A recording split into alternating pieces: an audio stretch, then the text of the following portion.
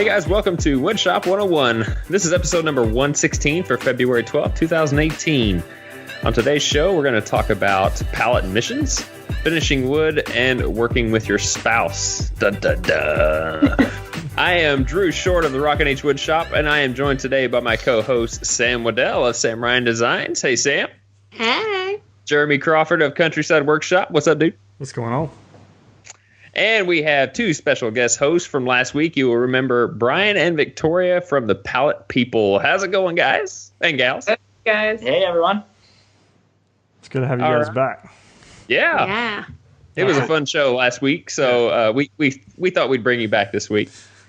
Thanks, guys. We're excited. You're wearing the same clothes, too. Do you guys do I really wear laundry? the sweater all the time. So. The lighting, everything looks the same. Yep. So before we kick off, we would want to thank our supporters, Michael Brindle, Devin Richter, Sean McHenry, Carl Mose, and Neil Sims. Thank you guys very much for supporting us and help keep the lights on. If you guys want to become a supporter of the show, you can head on over to woodshop101podcast.com/listen. There you'll find the show notes for today's episode, and there will be links to small one-time donations and reoccurring donations. If you want to become a patron of our Patreon campaign, you can head over to patreon.com/woodshop101. There you can also buy a Woodshop 101 podcast t-shirt, a hoodie, or even a Rev Marker pack to help support the show. To buy any of those, you can head on over to countrysideworkshop.com/shop, and you will find the link there.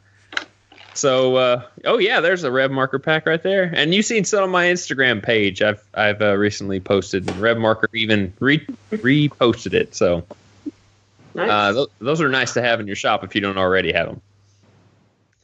So, this is our fast and loose episode. We're just going to do away with a lot of the introduction formalities and go straight into the topic. So, we had some questions that were submitted by some of our listeners. When we mentioned that the Pallet People was going to be on the show, everybody was throwing some questions in. So we've got the top three that we want to go through.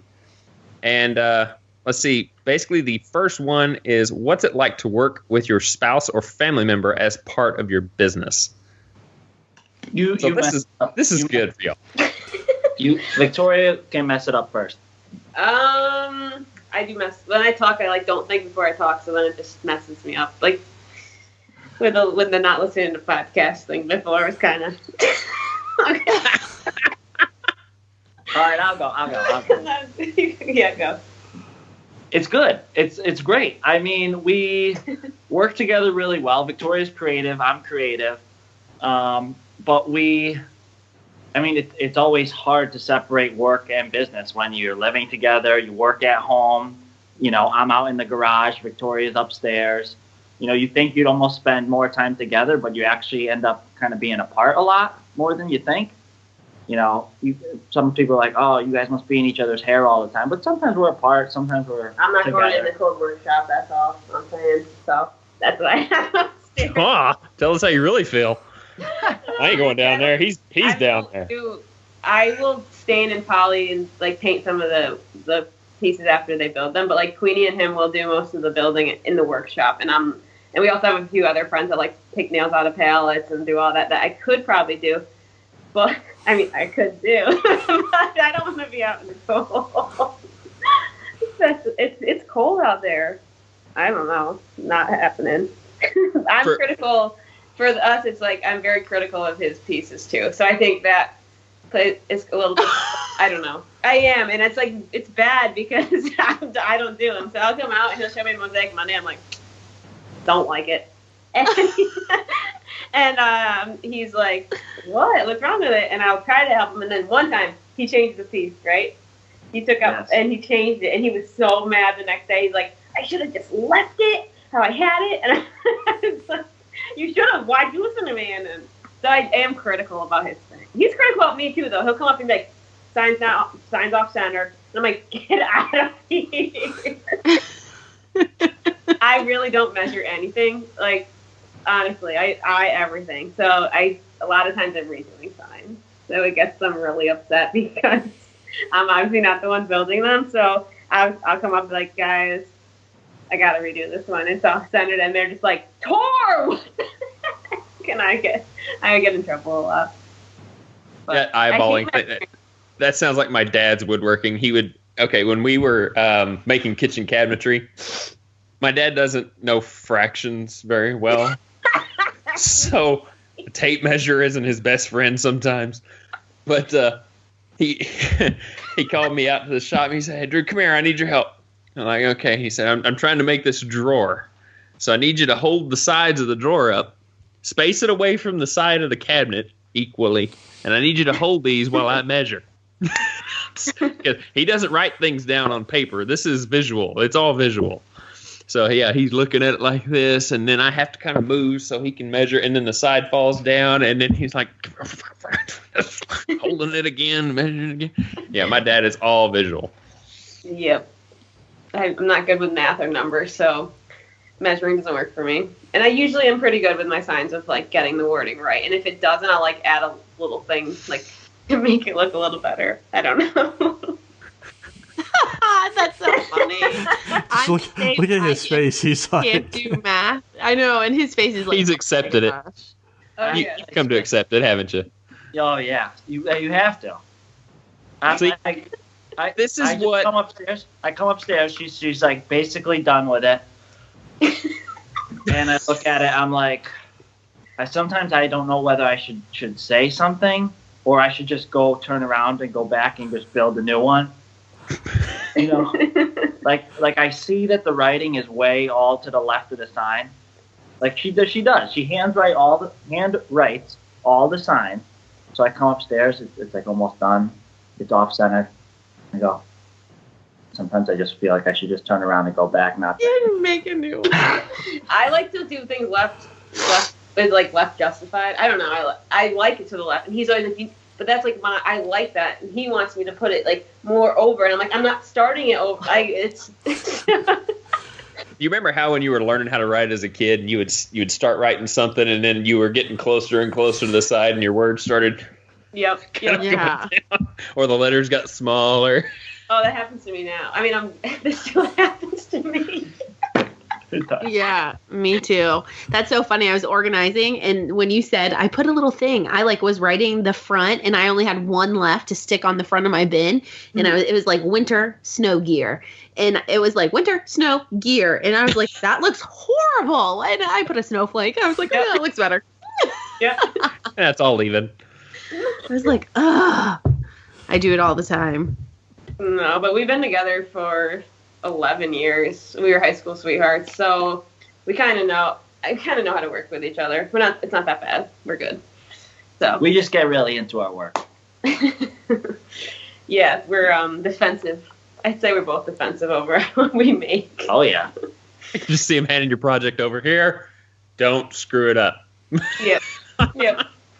Well, like a lot of people ask me to write, like he'll make a flag and they want me to write on it. So that he's probably so nervous to give me this flag. I'm like, don't write on it. Or like a lot of now we do like mosaics in the middle. I write and he makes a mosaic around it, and I'm like, I actually get a little nervous. So I'm like, oh my god, I can't mess this up. It's way more pressure than normal size. So.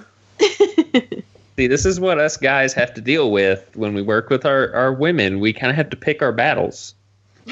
We can't. That's important. See, look at it. He's shaking his head the whole time, going, "He's right." That's not just working with them. That's just part of marriage at this point. Like you just. Yes. That's just life. Yeah, exactly. That's in order to succeed, you have to just know when to keep your mouth shut. I've learned this guy is a pretty messy person. So I have to deal with a lot of messiness, and I've finally accepted it. I used to get rage blackouts. I'd come home and be like, oh my god, it's so messy in here, and I'd freak out, because if I was at work and he was home for the weekend, and I get home and all the guys have been in the house, and I have to center myself. I used to get really... You got her trained. How many years? 11 years. That took a while to train her, though. Yeah. I know. That's a little too slow. Oh, man. That reminds me of a comedian. He said his wife was laying in bed, and she goes, "I'm cold. Are you cold? I'm cold." And he said, without even saying a word, he got up from the bed, uncovered himself, went over to the switch on the wall, turned the fan off, got back into bed, and went, whoa. He's like, I didn't even know I was doing it. I just did it. Said his wife was on the phone with her mom later going, it's working so well. I got him trained. Yep. That's so funny. So, okay. Jeremy, have you worked with your spouse out in the shop at all? Yes. Now, what is it like for you, besides the whole safety glasses incident from way back when y'all were packing? I do remember that. That was pretty hilarious. Oh, yeah. But what other fun times, quote unquote, have you had with your spouse? She's very critical. Something that takes a long time, she'll look at it and goes, that took you that long? What do you mean took me that long? You know, she's very, very supportive about it. But she's highly critical. She'll look at it and she'll be like, no, I'm not really digging that. Like, thanks. Or she'll look at it and she'll be like, you're trying to sell that for how much? Oh, babe, we got to make a living. Like, I can't sell a cutting board for $15. Like, I got more materials than that. Like, how are we gonna go have our glass of water at the local Chili's on Friday if glass of water for $15? A glass of water. So I'm wondering, is she the one responsible for the behind the couch sofa table going out to the recycle bin, or was that really you? That was me. She wasn't. I'm trying to think when I did that. She was not even living with me when I put that in the recycle bin. That's when she had moved back to our hometown to help take care of her grandma for about a year. So that was all me. That was definitely throwing that sofa table in the trash was definitely all me. So, but yeah, she's definitely critical about the safety gear. So, if Brian and Victoria, if y'all didn't know this, so we're out working, and this is just, I don't know, maybe a year ago, and I'm out cutting, and she walks out there and she's like, "Where's your safety glasses?" I was like, I don't know. Like this, I haven't unpacked my shop yet. It's not like organized. I'm like, I don't know. It's somewhere. Like I can't find them. Whatever. And so she just keeps harping on like, well, that's unsafe. You really should like protect your eyes or something. To the point that like she's bugging me so bad. I set the saw down. I walk over to the like container. I open it. I grab the safety glasses. I put them on. I walk back out there, and she was like, don't know where they're at, do you? And I was like, if it just gets you to be quiet, I'll put them on. Put them on in the car. She's like, well, you should have done it in the first place. Mm-hmm. Yes, ma'am. I'll wear them every time now. So, Sam, you go work ahead, Sam. pretty constantly with your family in the shop. Yeah. We heard what your granddad feels about working with you in the shop. What's your take? Yeah. My take is, I love working with him, but we do disagree because I am more visual and he has to have everything like written on a piece of paper for him. So to understand. And I went to school for interior design, so I have that visual, like, and he doesn't. So like the other day, I think we spent like 30 minutes talking about the orientation of a drawer and how like if we cut it on this way on the table saw, it would be. So you definitely like bump heads that way. But so do you price your work accordingly? Well, I got to charge you for 30 minutes of arguments with my Yes. And I was right. And he was like, oh, sorry. And he doesn't like to be wrong. So it was like awesome that I was right. I was like, a little victory for me. Well, somebody's Congo squares just got a little bit smaller. Oh, seriously. That's right. That we never did get. You know what? I am the favorite because my grandpa, as much, if we argue in the shop, we don't really argue. It's not really arguing. We just talk it out. But I'm his fave. I'm definitely his fave out of all of his grandchildren, and there's a lot. and I'm the favorite. Well, then cash in on a favor and bring some Congo squares to work PinchCon. Okay, I can do that. Hey. I'll send you some in the mail. They're so good. Although my grandma made these new cookies that she's never made before, and like the whole family liked them more than Congo squares. Oh wow. My grandma is the best. She like makes. That's why I need to go to Orange Theory like 4 times a week, because she makes like whatever. Like, and then she's like lunchtime, because it's in my grandparents' basement. So, and they're both retired, and she just makes like whatever I want, cereal, breakfast, like lunch. She buys at the grocery store. She makes cookies. She makes blueberry croissants. Then she calls me up for lunch, and it's like already all out and ready. She's so cute. She's so cute. So I like working with my family. Is Orange Theory awesome? I've heard it's awesome. Yes. I'm already drinking the Kool-Aid. I love it. I've only been doing it for like 2 weeks, but I'm already drinking the Kool-Aid because it's amazing. I've heard. I want to try it. Yeah. Sorry, subject, but I just really want to ask because I never. No, the people I work with are like, there's one open like really near us, so they're like, want to go try it? You can go like for a free trial. So I was. Yeah. And they're super nice there, so I definitely would try it out. Cool. Cool. He's like, no. All right. Does it involve beer? No, it doesn't. Okay, no. No, I'm good. Well, I seem to remember something funny that my wife, because my wife didn't help me out in the shop a whole heck of a lot.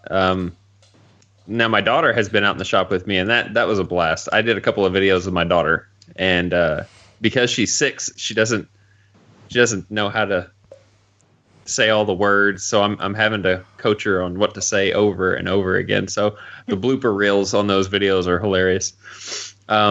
But my wife, before my daughter was born, she was 9 months pregnant, and I had been spending the past probably 4 months making the crib, the changing table, console, a little bedside table. I mean, I made all the furniture that's in her bedroom, aside from the rocking chair that's in there. And she was 9 months pregnant. She was going to help me out. I was almost done with the furniture, and I was making a cut on the table saw, and it was a long piece. And at that time, I didn't have an outfeed table. So I told my wife, I said, I need you to stand over there and help guide this wood off the table saw, and so it didn't fall on the floor. She said, okay. So we were pushing it out, and she had a hold of the boards, and as I was pushing them through, she changed her hands over from the cut piece to the waste piece. And I did not know this. And I pushed the piece, and as soon as it broke past the blade, that whole piece just shot back behind me and put a hole in the garage door. Oh my god. Oh my gosh. And I look back at my wife. I hadn't even seen what happened to the door, but I looked up at my wife, and she's like this. I knew what had happened. It was bad. So yeah, that was something really funny. Yeah, it's like a memory now. I always bring it up. I was like, I can't bring my wife out in the shop. She'll destroy it. So that's so funny. All right. We had another question sent in from I hope I'm doing this right, but it looks like it's gameroscesar, I guess. Caesar? Sure. We'll go with that. Why not? Yeah. First word is awesome. How did they first start sourcing their pallets for their builds? And what is the craziest mission they have ever gone to secure pallets? Like Mission Impossible here. Seriously. So first, where do you secure your pallets from? We get most of our pallets from we got our first pallets from friends that worked at an electronics warehouse. So we were actually able to get all of them for free. They would have to pay a tractor trailer to come and take all their extra pallets away. They were getting shipments of TVs and stuff. So they would leave them outside for me, and I'd come pick them up. and we'd make one little dent in, the tractor trailer that was coming to take all their pallets away. With your station wagon? Yeah, with the station wagon, with a friend's truck. But then we get so many messages now from people who are in the area, from Facebook and from other outlets, that they're like, we have 5 pallets, we have 100 pallets. So we constantly get messages of where to get some pallets. We don't have problems getting pallets at all, and we don't really go on crazy missions. But I have a semi-crazy. It's not a mission, but it's a good story. The cardboard were missions for sure. Yes. When we tried to get cardboard, we'd like dumpster dive for cardboard, and that's but pallets are really much easier. You can't get good cardboard all the time. There was one time, the same guy. We were desperate. We were like really running low on pallets. Like when we got orders, like there's a little process to make them. So we're running low on pallets. I asked my friend to leave them outside on Friday because he'd be gone all weekend from the warehouse. I totally forget all weekend, sidetracked, doing other stuff. It's Monday morning, and he texts me. He goes, "Did you get those pallets that I left out for you? Because the dumpster person comes, and he's going to get in trouble from his boss. Like, this is our main source of pallets. We get all of our pallets from this guy, and I'm going to screw it up because he's going to get fired because the dumpster is not going to take any of their trash from the whole week." So it's 6 a.m., and he texts me, and I have to go there, and I go in my station wagon. I put 5 pallets at a time. I had to make 3 trips before I went to work in the morning at 8 o'clock. So I went back and forth from probably 15 minutes away, loading up my station wagon with 5 pallets at a time.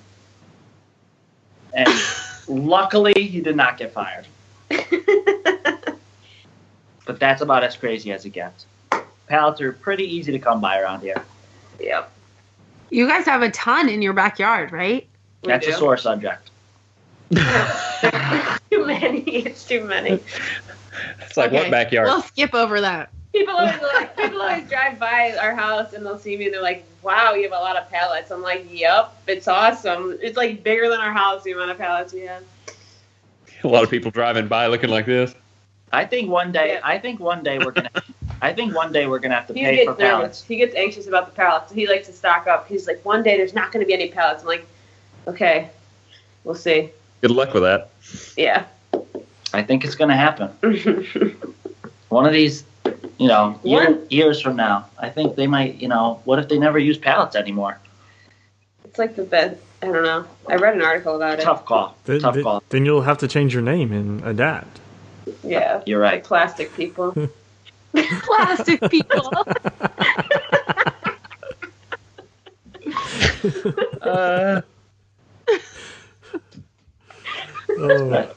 Nice plastic mosaic. That'll look great in everybody's house. That was Name Debbie. You can like move the pieces out and put them back and like change up your piece. That'd be cool.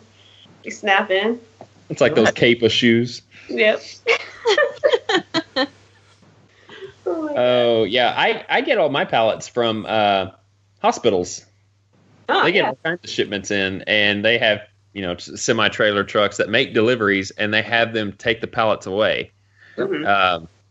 But I mean, I get all mine from the orthopedic group that I work for. I can take home anywhere between 25 and 50 pallets a week, just from that one place. And then Veterans Hospital. When I was loading up pallets at the place that I work for, the guy pulled in. He said, "Dude, you want more of those?" I said, "Yeah, sure, why not?" And he said, "Well, Veterans Hospital just down the road, they have me purposely take those pallets off. I don't want them, but they make me take them." So he said, "They got tons of them every day." I was like, "Okay." So, but I have a guy come and buy them from me. He buys them like $2 unseen. So I get free pallets and I make money. That's pretty There you go. We gotta see if we can sell pallets. See, look. You said at some point you're gonna have to start paying for pallets. Somebody's already out there paying for pallets, right? Yeah. This guy's already paying. Yeah. He's messing up. Some guy's blowing it. he's gonna ruin your thing. Take them.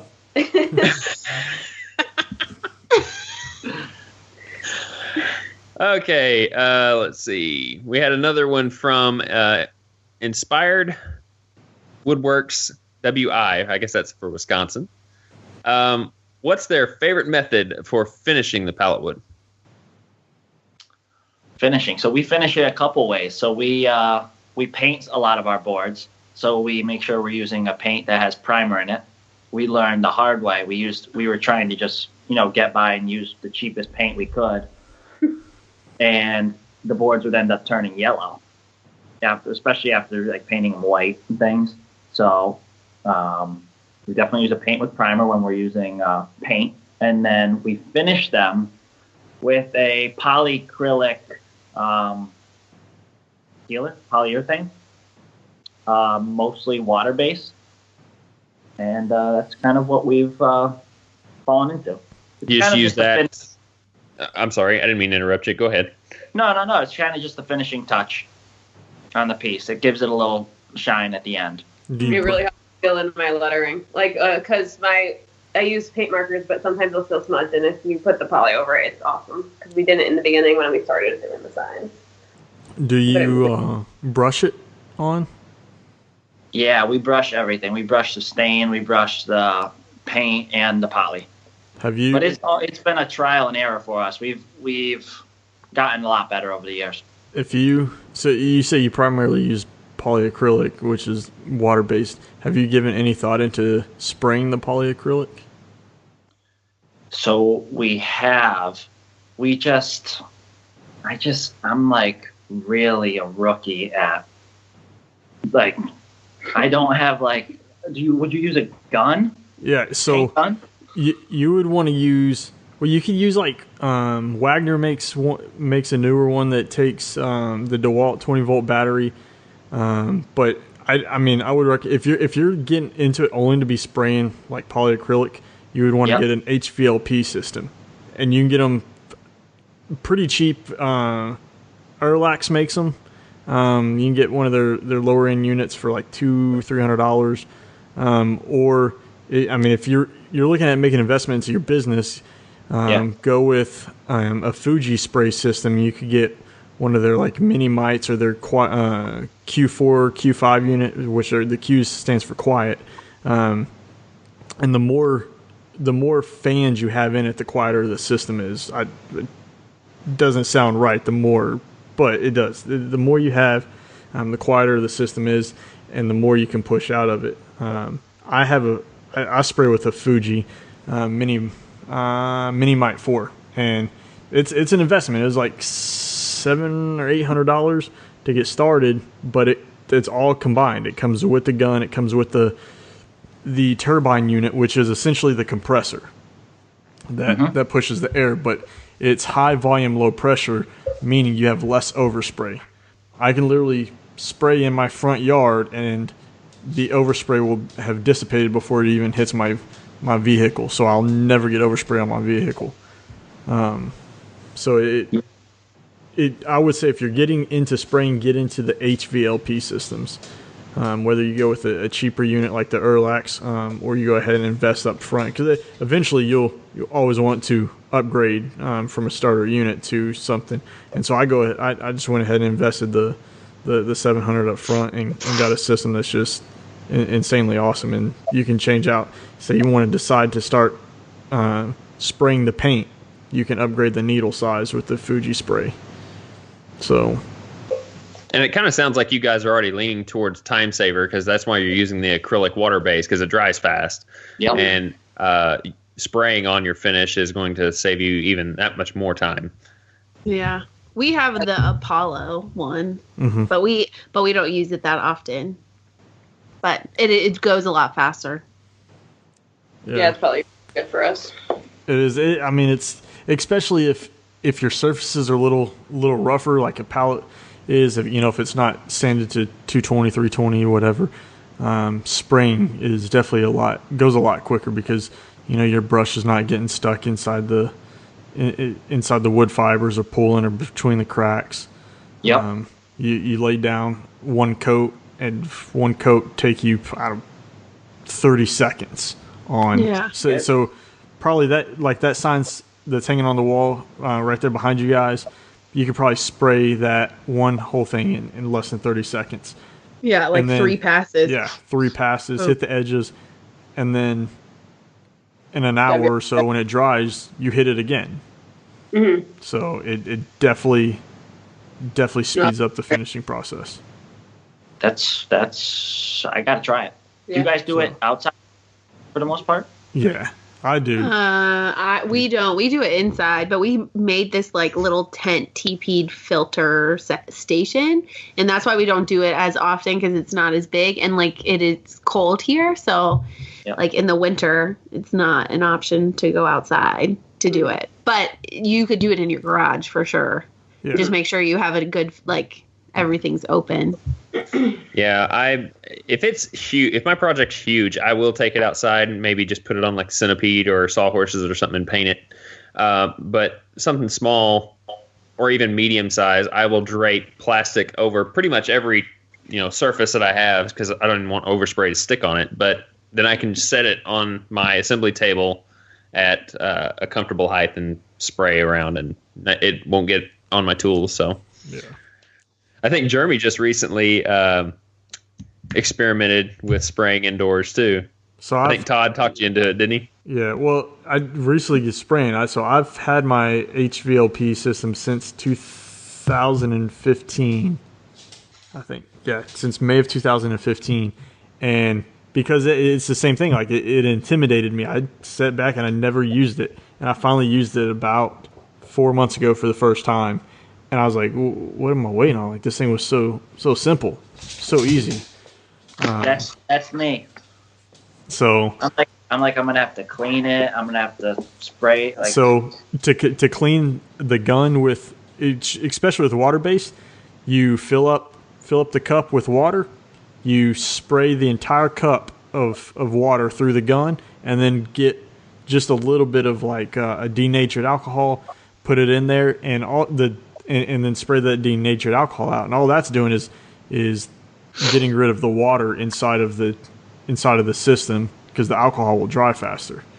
And that's pretty solid for keeping it clean. Every once in a while, you need to take it apart and do a good scrubbing on it, but it's simple.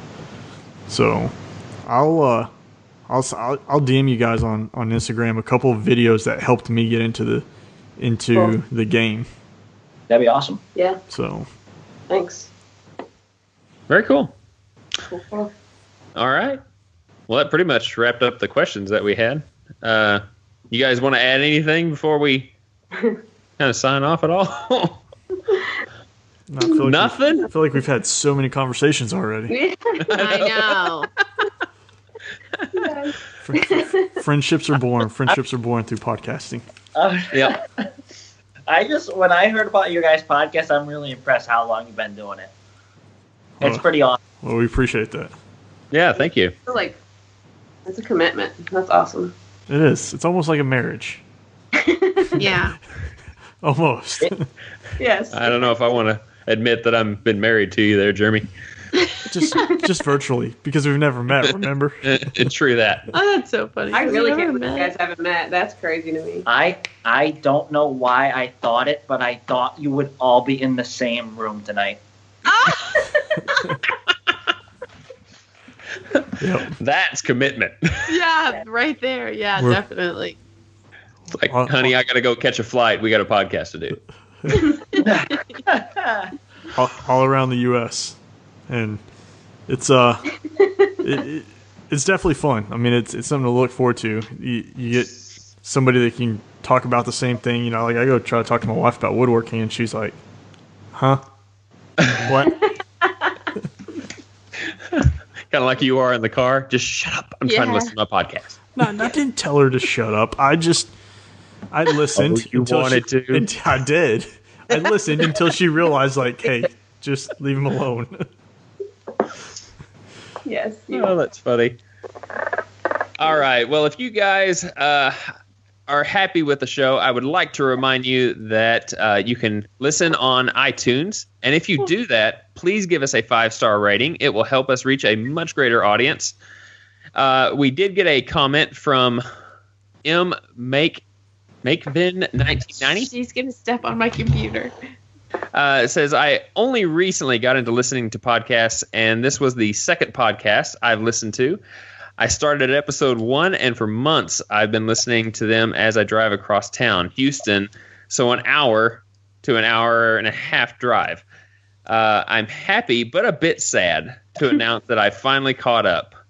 I am a weekend warrior hobbyist, and I learned so much. Thank you guys all for what you do. Well, that was a pretty good one. I like that. That was a good one. Look, I know that drive. I lived in Houston. Like, I fully understand that. I can see Jeremy shaking his head when I was talking about Houston. He's like, yep. You fully understand. Just to drive across the city of Houston will take you an hour and a half. Wow. That's so sad. I couldn't do it. Yeah. I couldn't do it.